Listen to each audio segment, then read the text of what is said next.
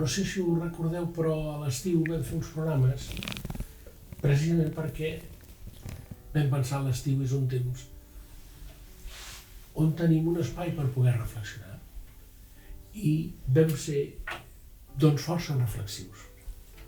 Ara comença el curs i una de les coses que indica més a l'inici del curs és que els petitons comencen a l'escola, però també hi van els preadolescents, hi van els adolescents.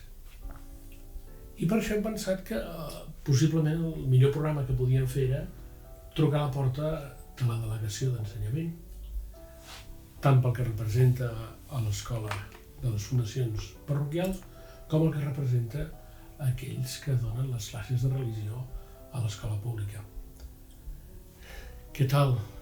Molt bé. Roser Álvarez, contenta d'iniciar el curs? Pues sí, perquè està bé el descans i la rutina, però també trobar-te amb els altres i fer treball en comú, això sempre és bonic i va bé. Marc Moreno, què tal aquest inici de curs? També, diferent, des d'aquí la Fundació, però amb les mateixes ganes i esperança de treballar com si estiguéssim a l'escola. Mireu, jo estic convençut de que quan fem un programa d'aquests no saps qui t'escolta, però hi ha unes persones que ara posaria molt en primer lloc. Els mestres, que moltes vegades els veig com una mica cansats. Sempre en la vida hi ha com una desproporció entre allò que estàs criat a fer i que tu et veus fràgil i petit, no? Però vosaltres que tracteu constantment doncs, de tot el que representa aquests professors, aquestes professors, aquests mestres, m'agradaria molt que les vostres paraules fossin per ells. Què li demaneu a una persona que inicia el curs? Com cal que aquesta persona es prengui l'inici de curs? Doncs mira, amb el lema que tenim jo crec que és la millor manera de que és contents per l'esperança. Jo crec que és la millor manera d'engrescar-los a que la seva feina vegin la importància que té i que té una projecció i una esperança i que això ens ha de donar alegria, ens ha de donar força per als temes que vingui poder-los encarar de la millor manera possible. I com que són éssers que hem de ser feliços, hem de ser feliços acceptant els errors i sabent que farem el millor que podem, però el primer és acceptar els errors i mirar de millorar-los i agafar el curs amb molta empenta i amb moltes ganes. Jo crec que és la millor manera, perquè si ja comences desganat vas malament. La millor manera és començar amb impuls, amb ganes, de treballar amb els companys i sobretot jo crec que el lema aquest any ens donarà molta força per poder portar una tasca el millor possible, no? Per tant, el que queda clar és el primer és positivitat perquè és una oportunitat i perquè jo no puc treballar sense esperança. És que és això. Un dia em ve un mestre una mica compungit i em diu: mira, tinc uns quants alumnes que em venen amb la caputxeta i amb els auriculars. Llavors feia temps que pensava com jo puc crear un centre d'interès, però els trobo tan desvinculats de l'interès. Com em podries ajudar? I aquesta pregunta que em va fer a mi, que no la vaig trobar gens fàcil, ara te la porto a tu. El Marc és especialista en això. Mira, responc també l'anterior. Pensem que a l'escola treballem molt al cervell i s'ha d'anar a aprendre coses, però per poder arribar al cervell crec que el primer que hi ha d'haver-hi és mirada. Ha d'haver-hi oïda i ha d'haver-hi cor. Has de veure i capaç de veure els ulls dels teus alumnes i que l'alumne també et vegi els ulls, de saber escoltar-los. Quan un alumne que està buscant aquest reconeixement fora el troba en el seu mestre, en el seu professor, comença a haver-hi aquest vincle, aquest reconeixement que porta amb l'efecte al cor. I quan aconsegueixes, per alumnat difícil que sigui, nosaltres hem obert uns PFIs d'alumnat que no ha pogut treure l'ESO i s'han quedat parats de que aquí m'escolten, o ets una persona que m'escolta, o ets una persona que em dius que no m'equivoco o que aprofites el treball, no? Quan alinees ull, orella i cor, llavors el cervell es posa a treballar. No és fàcil, eh? No, però has dit una cosa important perquè seria l'alumne capta que ell provoca un interès i l'alumne capta que el mestre el mira amb un efecte, no un efecte així sentimentalista, amb un efecte profund. Clar. I que el mestre té un interès, que és el millor per ell. Podria ser així? Sí, és això. És això. Ara anem a un tema que també m'ha cridat molt l'atenció. Una gent em va demanar que volien fer un temps de desintoxicació de pantalla, que veien que en el barri la gent fins i tot es veia la gent esmorzant i cadascú estava mirant el seu mòbil. I dius, però el que està molt carent és la nostra comunicació. Pot ser l'escola sorprenentment, tot i que mai estarà tancada a les noves tecnologies, i les noves tecnologies són importants, però podríem dir que l'escola té una gran riquesa, que és aquesta relació interpersonal, que sempre és un tresor. Jo crec que ha de ser això. No podria. Ha de ser, i des de petits fins tota persona, jo crec, tota persona, busca que l'escoltin i busca, jo crec que és el lloc ideal. Els hem d'acostumar que per damunt de les màquines i de les tecnologies està el respecte i està l'estimació a l'altre ésser que és com tu.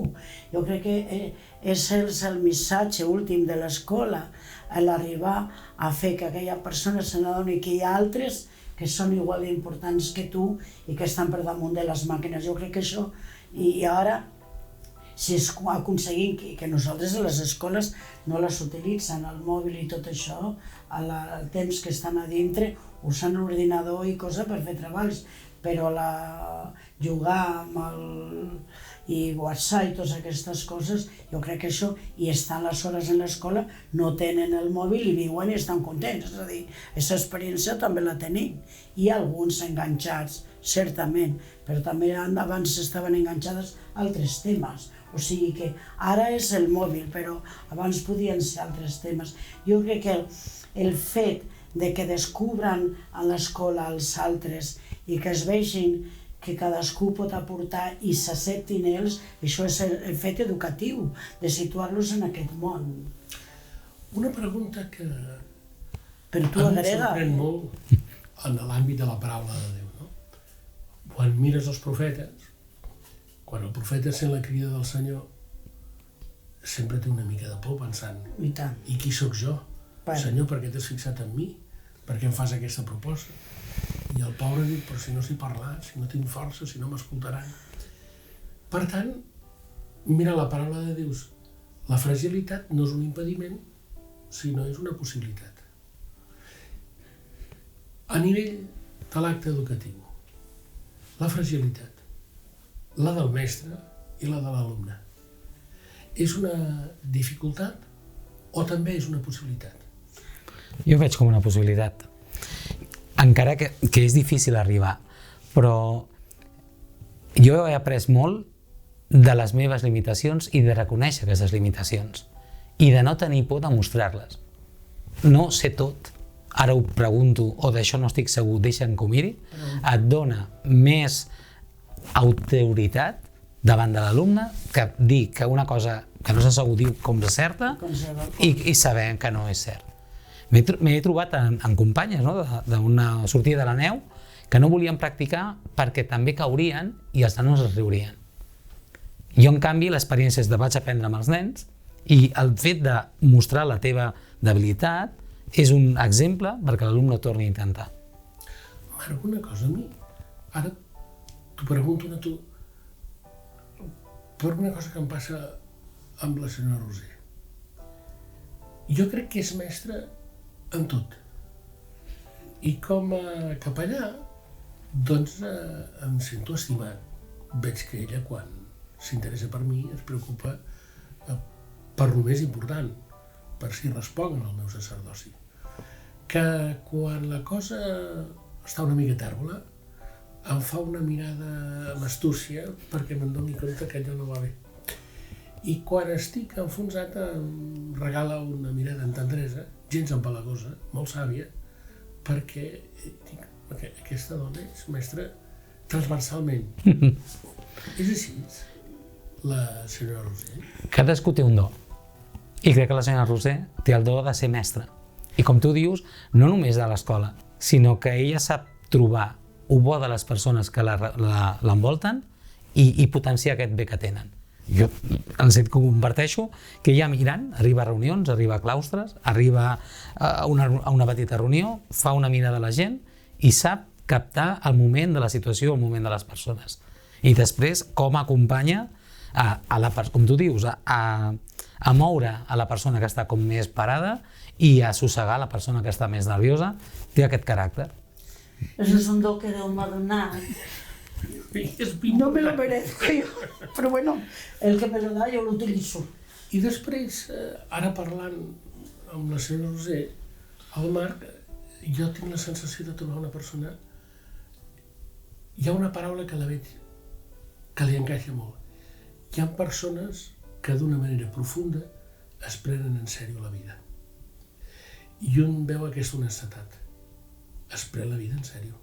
Sí, jo estic molt contenta amb el Marc perquè crec que és una persona que ens dona a Déu ara per portar a terme aquesta missió tant de les escoles com d'ensenyament, que és al fi i al cap el mateix en diferent camp, però la finalitat última és la mateixa.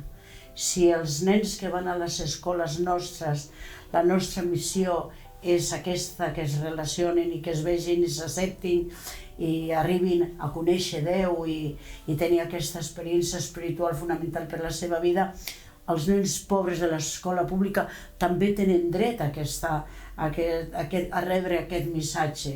I per tant, aconseguir que hi hagi professors en l'escola pública que ho facin, jo crec que aquesta és una prioritat que estem buscant aquest any, perquè realment són tan dignes uns com altres, és a dir, totes les persones humanes. I si no arriben a conèixer el mateix Déu al que preguem nosaltres i tenen a Déu però ho veuen des d'altre vessant cultural, també hem de ser capaços d'acceptar això, perquè Déu ha posat la varietat aquesta en el món. Qui som nosaltres per canviar això? I ara, aquest estiu em va passar una cosa, amb una sortida hi havia moltes famílies. I allò que a l'hora de l'esmorzar, doncs un dia seus en una taula, l'altre dia seus en una altra. I ve aquesta cosa tan impressionant, no? Veus els pares, però especialment la mare molt atenta, i el més petitó, pobrissó, esmorza com pot. El segon, doncs, té una astúcia que va fent. I el tercer, que té unes ganes de fer-se petit, i es fa una llauna increïble i posa la paciència dels pares a cent. I jo m'imagino que em va sorprendre perquè aquella mare doncs, tenia una serenitat i res la desencaixava, però no passava de res, estava atenta a tot. I els tres anaven en tres modalitats totalment diferents, mentre que jo, en aquell grandet, doncs li hagués posat la confitura pel nacional. Però estic segur que ara també ens escolten mares, pares, sobretot mares, perquè també em va fer gràcia que a l'hora de les cagarrutes, no? Pues la mare netejava el culet amb gràcia, mentre que el pare ho feia i jo pensava, és com si estigués absent i amb un caparró mirava una cosa i amb l'altre anava netejant com aquell que, mira, agafa un tros de gelat, no?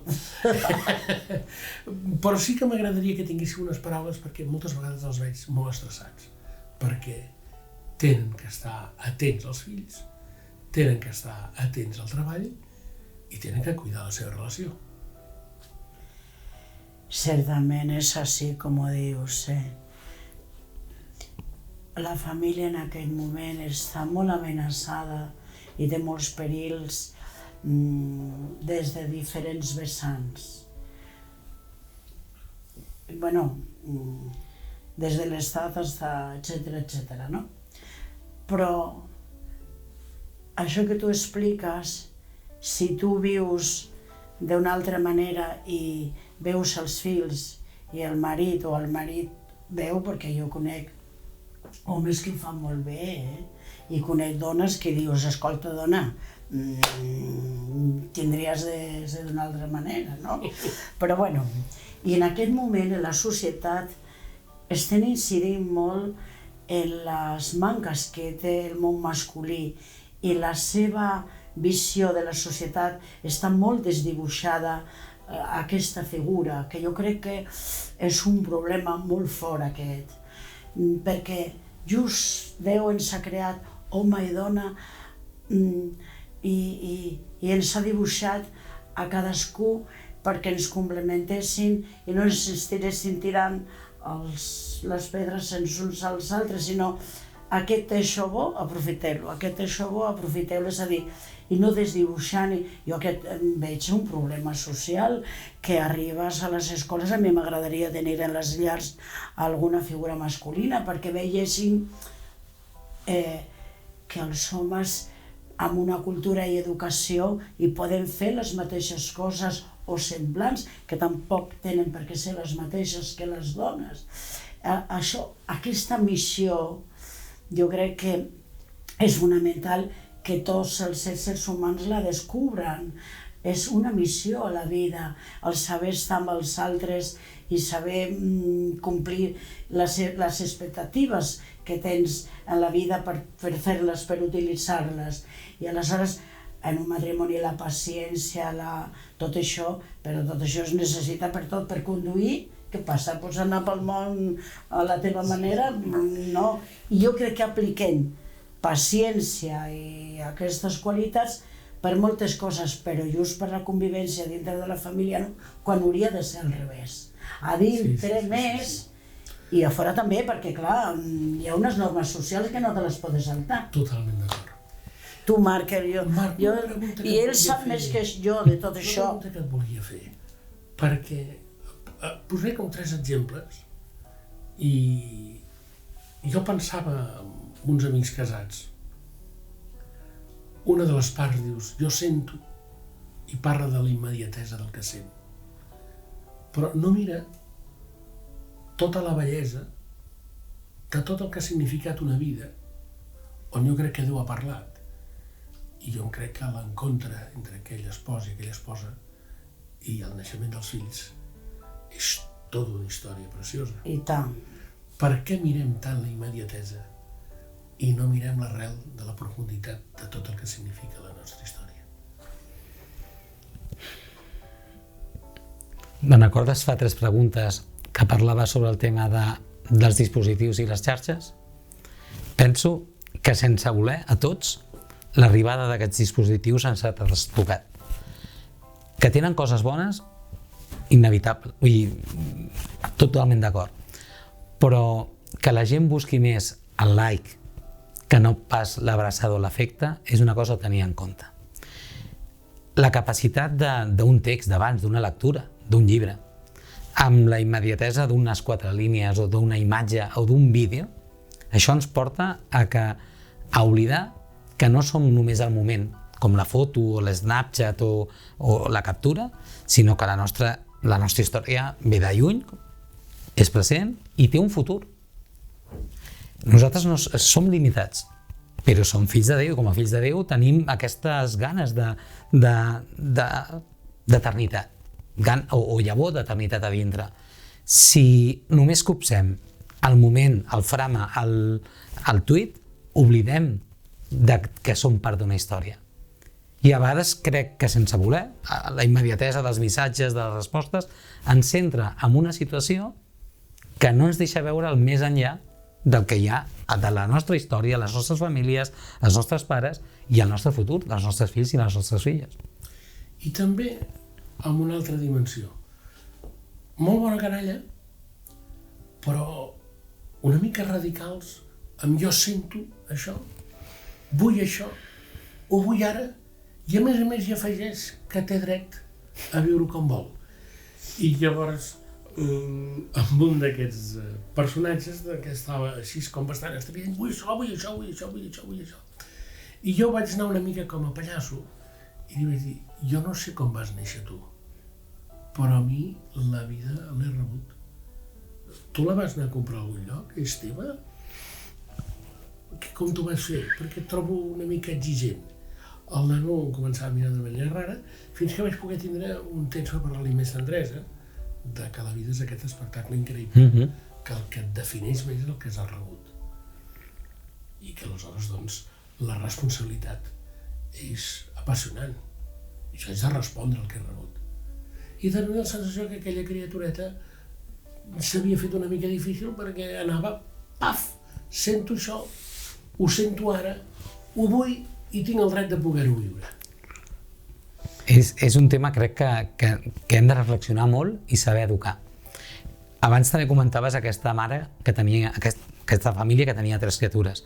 Jo m'he anat a l'escola on veig aquesta mestra que té 24 o 25 criatures. I com s'educa que aquests 24 se'ls estima molt. Cadascú necessita, aquests 3 fills, la mare estic segur que se'ls estimava molt. A cadascú en la seva individualitat. Aquest és un apartat, no tothom necessita el mateix. Però la mare, la mestra, estima tots. Però per l'altra banda, aquesta individualitat no pot ser com si fossin un ídol, com si fos l'única persona que viu, que tot li depèn, aquesta actitud que dius aquest any, no? Jo ho vull tot, ho vull ara, com és un dret que jo tinc i el vostre deure és donar-m'ho, no? La feina que tenim d'educar, a casa, a l'escola, per dir que primer tenim uns deures, per després demanar uns drets, que sí que han de tenir cura i hem de tenir cura, però no podem exigir sense saber també donar. I crec que és una feina que tenim a casa i a l'escola. Sí, els nens avui tenen moltes dificultats, però unes que no tenen 4 o 5 o 8 germans.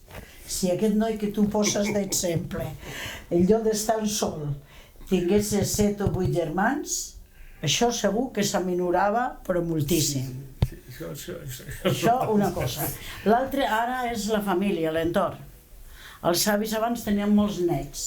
Aleshores, repartien el que tenien. Però si ara només tenen un, és tot per ell. Per tant, què passa? Que això encara aprofundeix més el problema, el fa més gros encara.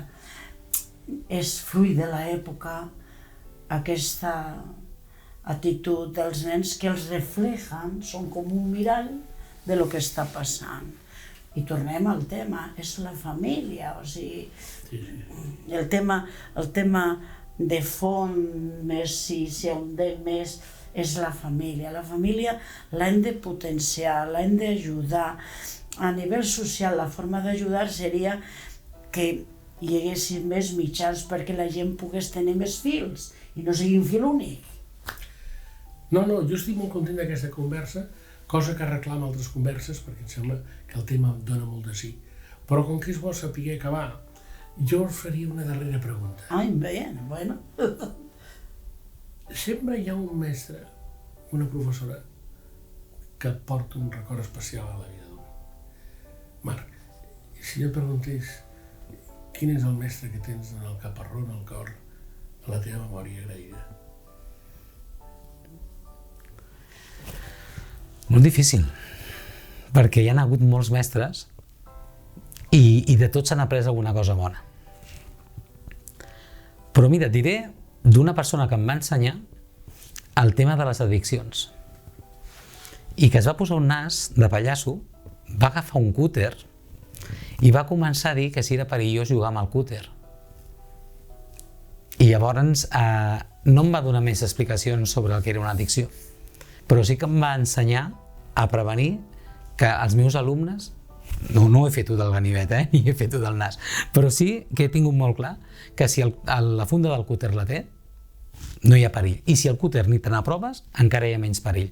Llavors, aquell moment de ser valent i d'explicar-t'ho, ara li diríem roleplay, ara li diríem simulació, però aquella persona fa 30 anys ens va fer una classe activa que tots els que vam allà vam sortir aprenent com era prevenir una addicció, que era ben lluny. Moltes gràcies. I vostè? Jo, doña Maria, primer per com era ella i segon com el vincle que ha estat capaç de fer-ho amb mi. Sempre l'he recordat, sempre he pregat per ella i crec que ella també per mi. I va moure als 104 anys amb tota lucidesa, però era una mestra que te transmetia només de veure-la ja. Penseu que jo he anat a una escola de poble on anaven nenes petites fins grans, o sigui, quan entraves amb 7 anys fins la sabia de 14 o 15, o sigui, jo recordo que de la meva promoció només eren 3, 2 nois i jo. I el primer dia que he arribat allí, des del primer moment, m'he sentit tan acollit per ella que jo he pensat, aquesta serà la meva professió. Genial. A mi em va marcar. Doncs moltes gràcies, però ja dic, tindrem alguna trobada més, perquè per la pròxima hi ha un tema, és que Jesús és mestre. I la transmissió de la fe cada dia passa més per l'educació. I són com dos pols que es donen la mà. És tan important el treball que feu, perquè en el fons, per transmetre la fe, cada dia és més un gest educatiu. I creus-hi una manera d'ensenyar, que l'hem de meditar i pensar. Per això, si us sembla, un dia ens trobem i parlem d'aquesta imatge de Crist com a mestre. Doncs moltes gràcies, de veritat. A tu? Doncs molt bé, a tu, que ens has convidat. D'acord. Doncs gràcies i anirem tinguent converses ja d'inici de curs.